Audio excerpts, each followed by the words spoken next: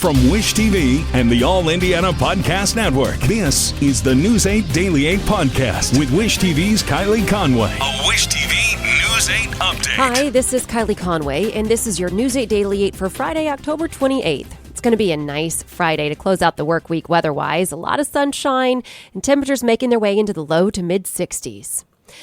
The bird is freed. Those are the words of Elon Musk as he takes over Twitter. He shared the tweet overnight. And according to reports from CNN and the Associated Press, Musk's $44 billion deal to buy the social media platform is complete. Both cite anonymous sources who say Musk fired the company's CEO, chief financial officer, and chief lawyer. Musk initially agreed to buy Twitter in April, then spent months trying to get out of the deal. Musk has said he plans to rethink Twitter's content policies regarding free speech. A judge set today as a deadline for the deal's closure. This effectively averts a trial. A man from Tennessee now has the longest sentence yet from the Capitol riot, 7.5 years. The judge's words, Albuquerque Cosper Head committed some of the darkest moments on one of our nation's darkest days. Head pleaded guilty to assaulting Washington police officer Michael Fanone. Prosecutors say Head yelled, "I've got one," as he wrapped his arms around Fanone's neck, dragged him into the crowd, then held Fanone down while other rioters beat and shocked him with a stun gun. Head's sentence is 6 months shy of the maximum. The House Select Committee investigating the riot says it's reviewed more than 1 million pages of Secret Service documents. The panel says it also plans to interview several Secret Service members, including one current director and the head of former Vice President Mike Pence's security detail. Committee members say they want more information about what the agency knew about threats to Pence and other lawmakers ahead of the attack. Previous hearings indicate Secret Service agents were aware of potential violence on January 6th. Lawmakers are one step closer to seeing the tax returns of former President Donald Trump.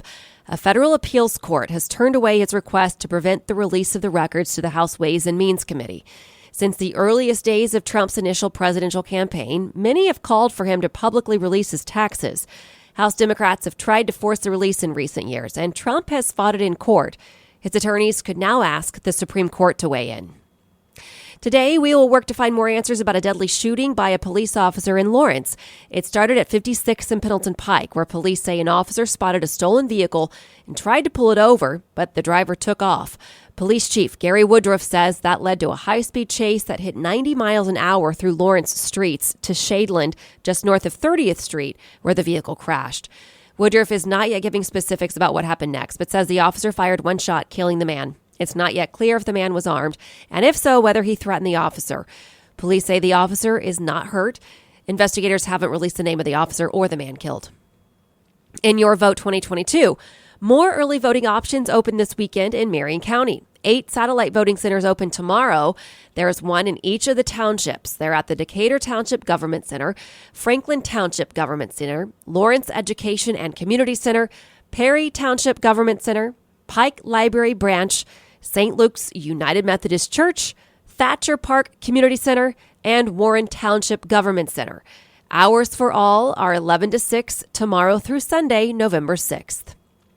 Indigo is offering free rides on Election Day. It's a partnership between the AARP and the Indigo Foundation. There will be no fare for regular routes and Indigo Access services all day November 8th. Indigo's president and CEO says elections are important and that a lack of transportation should not keep people from voting. Indianapolis public school leaders want to raise taxes to help fund its major school restructuring plan. IPS Superintendent Alicia Johnson proposed 2 referendums to pay for the Rebuilding Stronger plan at last night's board meeting. One would raise $410 million for building improvements. The other generates $50 million a year through 2031 for student educational opportunities and teacher pay increases. Johnson says if approved, most taxpayers would pay an additional $6 a month. The board did not vote on the proposal. Hearings for the referendum are set to begin next month. IPS says a vote to put the referendum on next year's ballot is set for December 6th.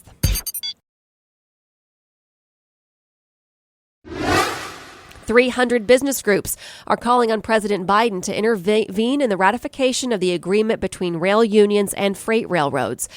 Biden helped broker the tentative agreement last month. In a letter, the groups say a shutdown would have a significant impact on the economy. 6 unions have ratified the deal, 2 did not, and 4 have yet to vote. The 2 who voted to not ratify the deal cite a lack of paid sick time. There are 2 more union votes next month. All 12 unions could be sent to the picket lines if a deal isn't reached by November 19th. Economists are weighing in on whether the newest gauge of America's economy points toward a recession or away from one.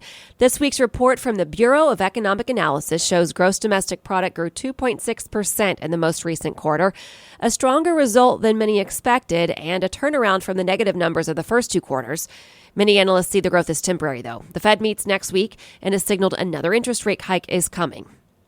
An evacuation in South Florida. Authorities cleared out a building in Miami on fears that it's not stable. It's on the same street where a condo collapse last summer killed 98 people. The disaster in 2021 drew the largest non-hurricane response in Florida's history. Rescue crews from across the country flew in to help search for the victims, including some from here in Indiana. To business headlines, mortgage rates rose again this week, topping 7% for the first time since 2002.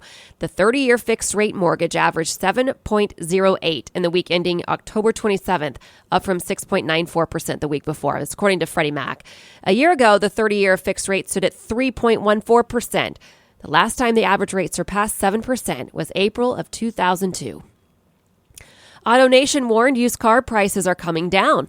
As of the middle of last month, prices of new and used cars were up about 17% from a year ago, but the Federal Reserve's repeated increases to interest rates should limit demand, allowing prices to slip or not rise as fast.